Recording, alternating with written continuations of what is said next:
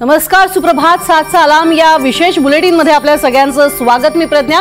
सकाळचे 7 वाजता आहेत आणि अर्थातच भाऊबीज आहे, त्यामुळे आपणा सर्वांना भाऊबीजेच्या शुभेच्छा. बुलेटिनच्या सुरुवातीला एक नजर टाकूयात आतापर्यंतच्या हेडलाईन्सवर.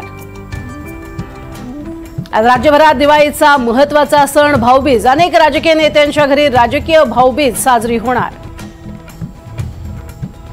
भाऊबीजेनिमित्त आज पुन्हा उद्धव ठाकरे, जयवंती ठाकरे, देशपांडे यांच्या घरी जाण्याची शक्यता. तसंच शिवतीर्थावरही अमित ठाकरे भाऊबीज साजरी करणार.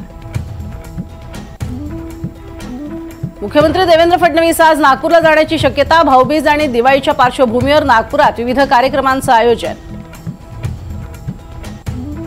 पुण्यामध्ये महायुतीतला वाद टोकाला. शिवसेनेचे नेते धंगेकरांविरोधात पुण्यात भाजप आक्रमक. जैन बोर्डिंग प्रकरणामध्ये धंगेकरांकडून मोहोळ आणि चंद्रकांत पाटलांवर आरोप. बंजारा आणि धनगर समाजाच्या मागणीनंतर वंजारा समाज सुद्धा आरक्षणासाठी आक्रमक. वंजारी समाजाचा एसटी प्रवर्गामध्ये प्रवेश करावा. पत्रकार परिषद घेत राज्य सरकारला इशारा देण्याची शक्यता. नागपूर महानगरपालिकेमध्ये खरे राज्य तर दलालांचे आहे. आमदार विकास ठाकरे यांचा पालिका प्रशासनावरती घणाघाती आरोप. मुंबई, ठाणे, रायगड आणि पालघर जिल्ह्यांना आज आणि परवा पावसाचा येलो अलर्ट. 25 ऑक्टोबरपर्यंत पावसाचा इशारा कायम. हवामान विभागाने वर्तवला अंदाज.